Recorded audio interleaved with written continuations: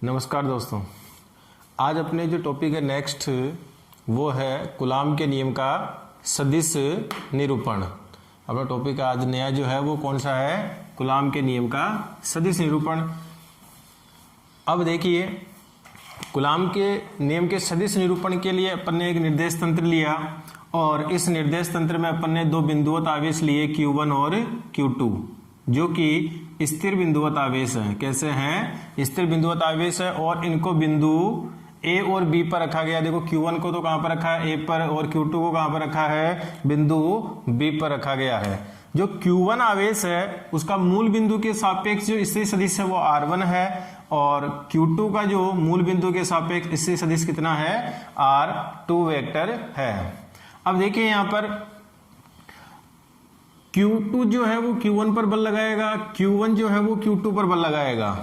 तो देखिए जो Q2 Q1 पर बल लगाएगा वो बल F12 होगा और उसकी दिशा इस डायरेक्शन में जो शो करके उस डायरेक्शन में होगी, और Q1 जो Q2 पर बल लगाएगा F12 उसकी डायरेक्शन ये वाली होगी जो तीर का निशान है।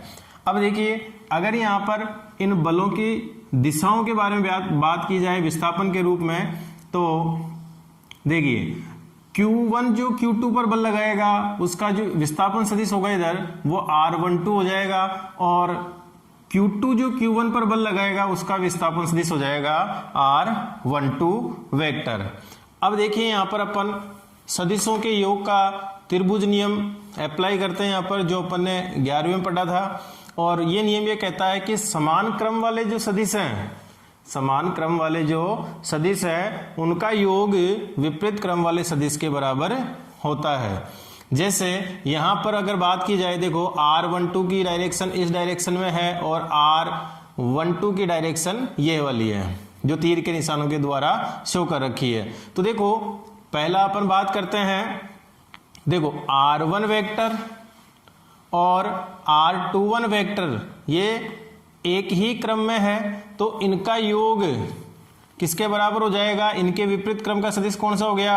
R2 vector. तो R1 वेक्टर और R21 वेक्टर का योग किसके बराबर हो जाएगा? R2 वेक्टर के बराबर हो जाएगा। फिर यहां से पक्षांतर कर लेंगे, R1 इधर आ जाएगा तो R12 वेक्टर बराबर हो जाएगा R2 vector minus R1 vector. इसी प्रकार देखिए, अगर अपन बात करें R12 वेक्टर की दिशा, तो R12 वेक्टर की दिशा यहाँ तीर के द्वारा दिशा अपन ने दिखा रखी है। तो R2 वेक्टर और R12 वेक्टर एक ही क्रम में है, अतः इनका योग किसके बराबर हो जाएगा? R1 वेक्टर के बराबर हो जाएगा। और वहां से अपन R2 को पक्षांतर करेंगे तो अपने पास ये रिलेशन आ जाएगा। तो R21 बराबर तो हो जाएगा R2 vector minus R1 vector और R12 वेक्टर बराबर हो जाएगा R1 vector minus R2 vector. ठीक है। अब देखिए अपन आगे बढ़ते हैं। तो कूलाम के नियम से जो Q1 आवेश है, तो Q1 आवेश पर किसके कारण? Q2 आवेश के कारण जो लगने वाला बल है, कौन से आवेश पर? Q1 आवेश पर। किसके कारण? Q2 आवेश के कारण जो लगने वाला बल है F12 वो कूलाम के नियम से दिया जा सकता है कि Q1 Q2 R12 स्क्वायर, और दिशा प्रदर्शित करने के लिए यहाँ पर एकांक सदिश का उपयोग किया गया है R12 वेक्टर। देखिए इसके बाद में एकांक सदिश का सूत्र होता है सदिश बटा सदिश का परिमाण। तो एकांक सदिश R12 वेक्टर बराबर हो जाएगा अपने पास R12 vector upon R12 vector का परिमाण। अब ये एकांक सदिश की जगह रखा जाएगा तो ये अपने पास नया रूप आ गया इसका। फिर यहाँ पर R12 वेक्टर का जो मान है वो यहाँ से अप्लाई करा जाएगा तो अपने पास ये रिलेशन आ गया। किसके कारण? Q1 आवेश पर Q2 के कारण लगने वाला बल आ गया अपने पास F12 वेक्टर बराबर के Q1 Q2 R1 vector minus R2 vector and divided by R1 minus R2 vector के परिमाण की क्यूब या घन।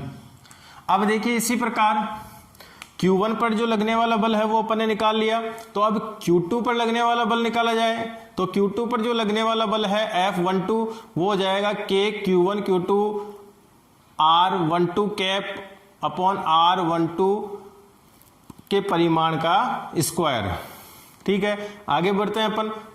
पहले की तरह यहां पर भी अपन वही एकांक सदिश की जगह क्या अप्लाई कर देंगे, सदिश बटा सदिश का परिमाण और वही R21 वेक्टर का मान रखा जाएगा। देखिए यहां से अपन को पता चल रहा है इन समीकरणों से कि R1 वेक्टर और R21 वेक्टर व R12 वेक्टर परिमाण में समान है और दिशा में विपरीत है। तो यहां से माइनस चिन्ह कॉमन लिया जाएगा, तो ये हो जाएगा R1 vector minus R2 vector, जिसकी जगह अपन क्या लिख सकते हैं, R12 वेक्टर लिख सकते हैं, जिससे अपन को एक रिलेशन मिलेगा। जो समीकरण 1 है और समीकरण 2 है उससे एक रिलेशन मिल जाएगा कि जो बल Q1 के कारण Q1 पर Q2 के कारण जो लगने वाला बल है F12, उसका मान किसके बराबर आएगा, Q1 के कारण Q2 पर जो लगने वाला बल है F12 के बराबर आएगा, लेकिन दोनों की दिशाएं एक दूसरे के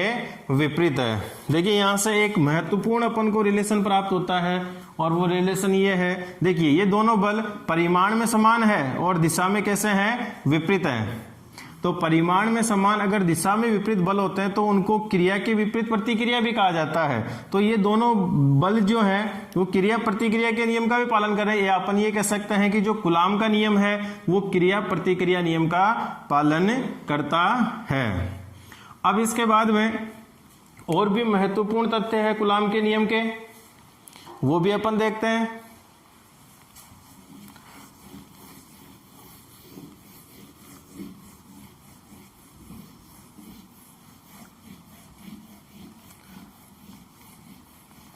देखिए कूलाम के नियम के या विद्युत बल के जो महत्वपूर्ण तथ्य है आगे वो देखते हैं। पहला देखो F कूलाम के नियम से F बराबर होता है KQ1 Q2 एंड बटे में R²। अब यहां से देखिए जो बल है वो दूरी के वर्ग यानी R² के व्युत्क्रमानुपाती है, और कहीं भी अगर कोई बल या कोई क्षेत्र दूरी के वर्ग के व्युत्क्रमानुपाती होता है तो वो व्युत्क्रम वर्ग नियम का पालन करता है। किस नियम का पालन करता है, व्युत्क्रम वर्ग नियम का पालन करता है। तो यहाँ पर जो कूलाम का नियम है वो कूलाम का नियम किसका पालन करता है, व्युत्क्रम वर्ग नियम का पालन करता है। ये जो विद्युत बल है वो व्युत्क्रम वर्ग नियम का पालन करता है। दूसरा देखिए जो केंद्रीय बल होते हैं वो दूरी के वर्ग की घात n के व्युत्क्रमानुपाती होते हैं। जितने भी जो केंद्रीय बल है वो दूरी की घात n के व्युत्क्रमानुपाती होते हैं, या दूरी की घात n पर वो निर्भर करते हैं। एक भी हो सकती है, n का मान 1 भी हो सकता है, 2 भी हो सकता है।